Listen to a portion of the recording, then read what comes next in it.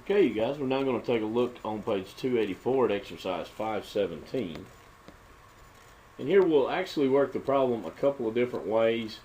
It's a construction project, and we're going to see how we would account for or when we would recognize the revenues if the contract qualified for revenue recognition over time, or if the contract did not qualify for revenue recognition over time. And if you look on page 235 in blue, it said revenue is recognized over time if either one of these three: the customer consumes the benefit of the seller's work as it's performed, such as cleaning services. I know we talked about these in the previous video, but thought they were worth looking at again. Number two, the customer controls the asset as it's created. It's like a contractor building an extension onto an existing building. Or the seller is creating an asset that has no alternative use to the seller, and the seller has legal right to receive payment for progress to date. They give example as a custom jet fighter. Really, an office building that someone had contracted to be built would probably qualify there too. The seller really has no alternative use if they're building it to the buyer's specifications. Let's say it was a specific type of office building, or maybe a manufacturing facility would be a better example there. Okay, so let's read through exercise 517. It's a long-term contract, revenue recognition over time, and at a point in time. Let's say assume Nortel Networks contracted to provide a customer with internet infrastructure for $2 million. I called it a construction project, but instead it's a project to provide internet infrastructure, and the contract price is $2 million. The contract began in 2016 and was completed in 2017. Data relating to the contract are summarized below. Okay. The contract price was $2 million.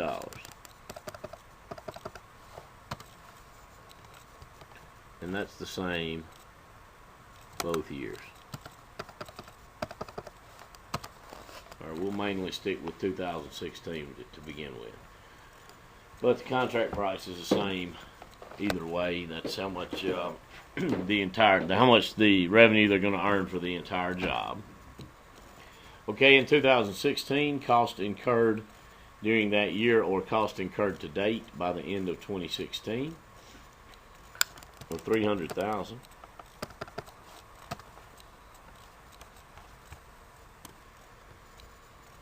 Okay, the estimated cost to complete the job at the end of 2016 were $1.2 million. So estimated total cost $1.5 million.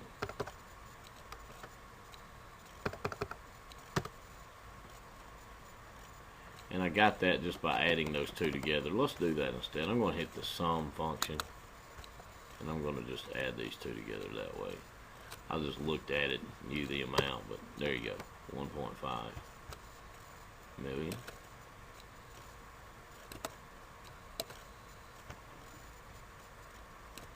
Okay. So the amount of gross profit, which is an estimate, the amount, and what they're asking here, the amount of gross profit for the entire contract. Well, it's going to be an estimate in 2016 because we're dealing with this estimated cost to complete portion. But the way we would get gross profit, we would say our contract price $2 million minus our estimated total cost of $1.5 million. So at the end of 2016, our estimate of gross profit for the entire job is $500,000.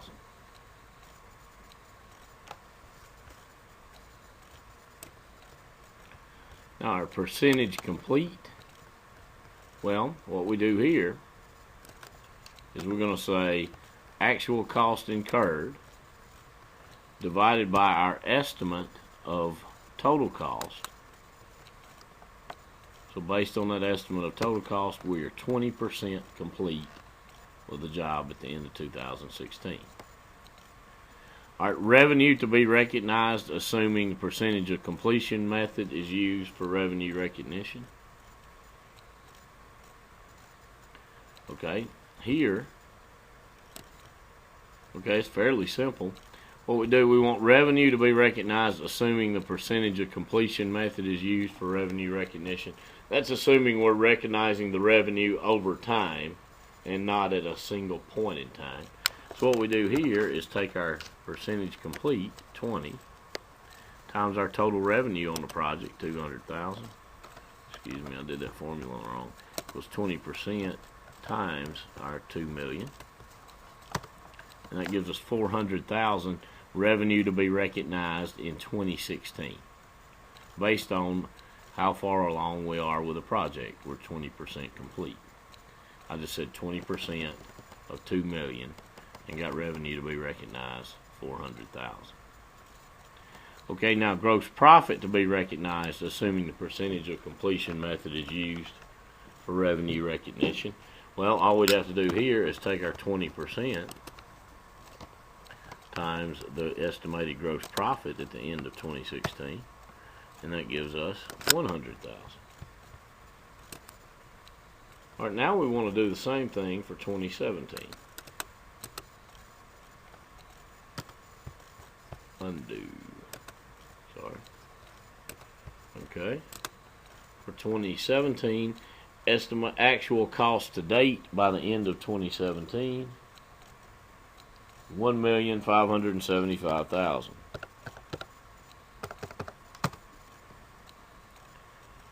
All right, estimated cost to complete at that point, 0, because we have completed the project.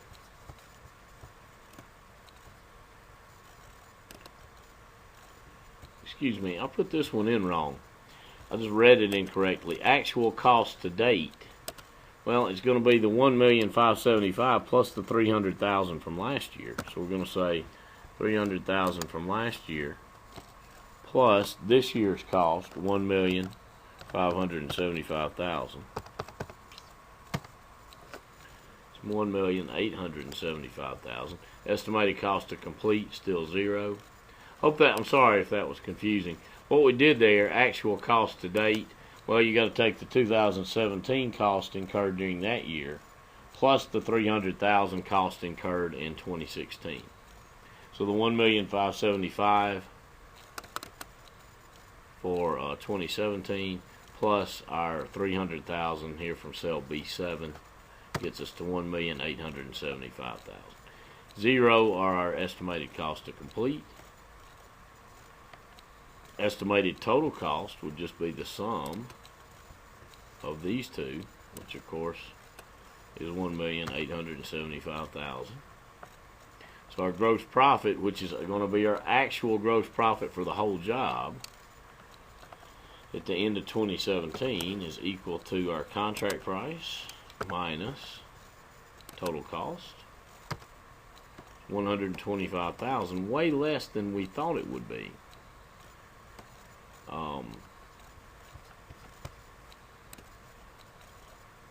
Okay, we don't have to worry about percentage complete here. When we get to revenue recognized, assuming percentage of completion method is used for revenue recognition, well, what we do, we just take the total revenue on the whole project, $2 million, minus what we recognized last year, $400,000.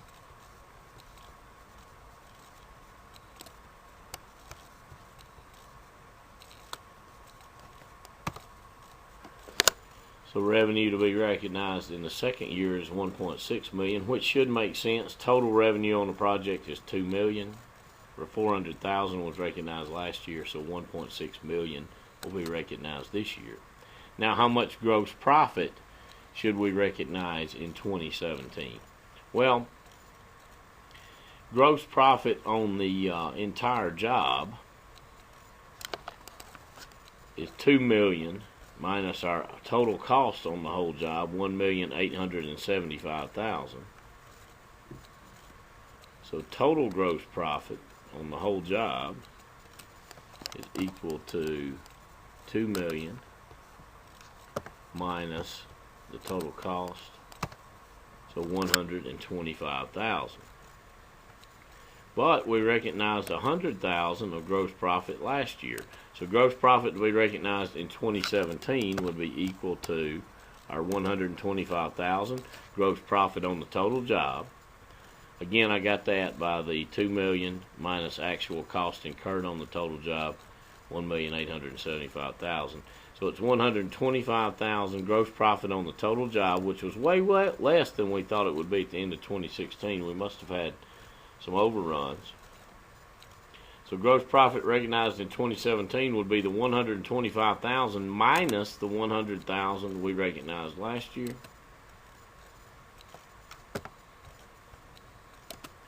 So gross profit recognized in 2017 is $25,000.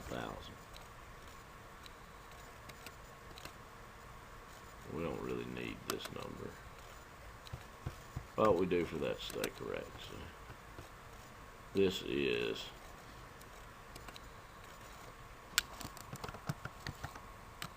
total gross profit. That's total gross profit on the whole job. Now, our estimate went way down, right? We thought it was going to be $500,000 for the total job. Ends up it's only $125,000. So since we recognized $100,000 of gross profit last year, we only have $25,000 of gross profit to recognize this year. You guys, you could also say that since 20% was completed last year, the other 80% was completed this year.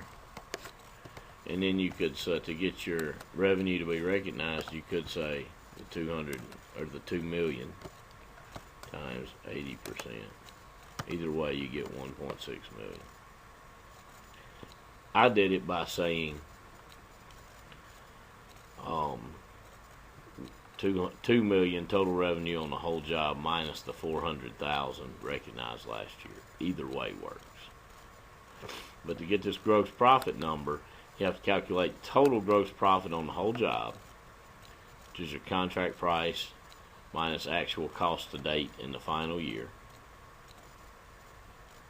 and then subtract any gross profit already recognized in the previous year.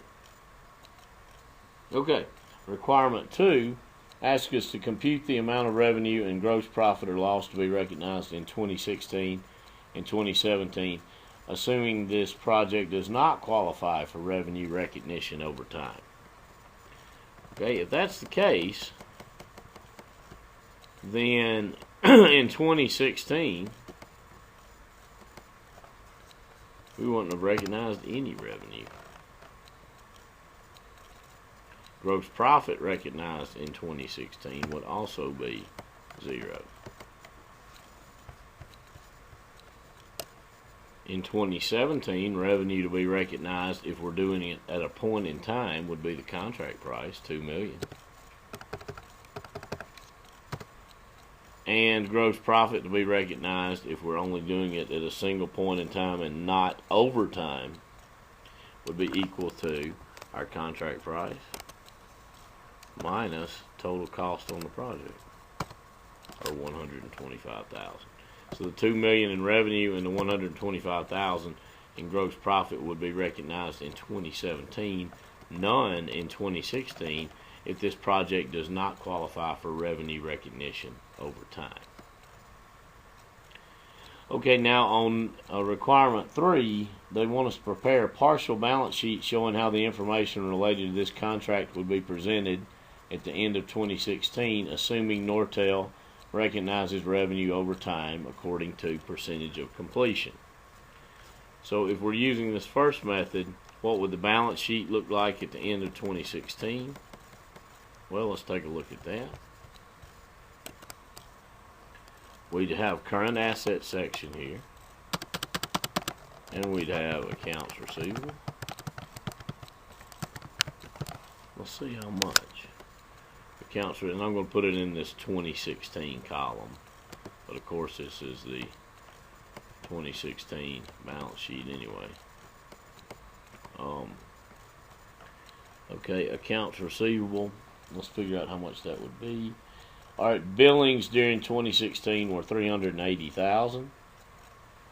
So $380 is what we billed, minus cash collected is $250,000. So our accounts receivable balance is $130,000. Okay, then we're going to have a new asset account called cost and profit in excess of billing.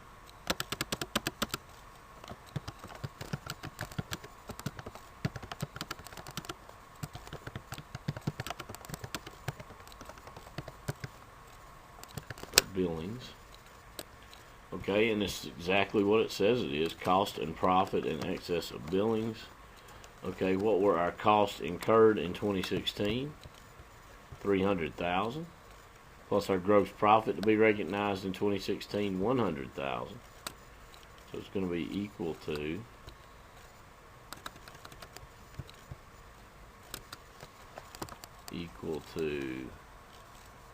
our 300,000 plus our profit to be recognized, cost and profit, 100,000,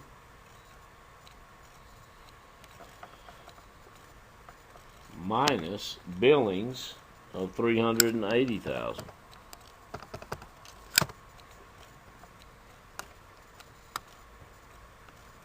Let me scroll down here. That gives us a balance in cost and profit in excess of billings, $20,000. All right, and again, the way we got that, we said our cost incurred in 2016, 300,000, plus our gross profit recognized in 2016, 100,000, gets us to 400,000, minus our billings for 2016, which were 380,000. That gets us to 20. So it's exactly how it reads. Cost incurred for 2016 was 300,000. Profit recognized in 2016 is 100,000. So cost plus profit is 400,000 minus billings of 380,000 from your textbook gives us cost and profit in excess of billings, $20,000. Now requirement 4 is similar. They want to know what the balance sheet would look like if we're not recognizing revenue over time. If we're waiting to recognize the revenue until the job's completed. So 4 says prepare a partial balance sheet to show how the information related to this contract would be presented at the end of 2016, assuming this project does not qualify for revenue recognition over time. Okay, so just like above, it looks like I've misspelled December both places. Good grief.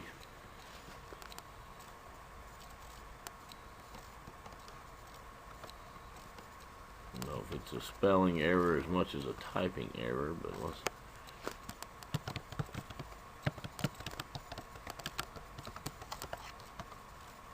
I don't like that. Hold on. Okay, so here, if we're not recognizing revenue over time, well, the current asset section is going to look the same through accounts receivable. I'm going to paste that in here. All right, now remember how we calculated accounts receivable. It's going to be equal to our billings for the year, 380,000, minus cash collected, 250,000, 130,000, and that did not change. But we're not going to have this asset cost and profit in excess of billings. Instead, in the current liabilities section, and there'd be some things between these two for sure. But under current liabilities, we would list. It's another new account, billings in excess of costs. Well, what were our billings? Again, our billings were 380,000 minus our cost for 2016, again, was 300,000 cost incurred during the year. So that leaves us at 80,000 there. And again, that was just our billings for the year, 380,000. So minus our cost incurred during the year, 300,000. Okay, you guys, after going through this one with me, I don't think you'll have any trouble with the exercise 517 on your Connect Plus site. If you do, get in touch with me, please. Thank you. Hope you have a great day.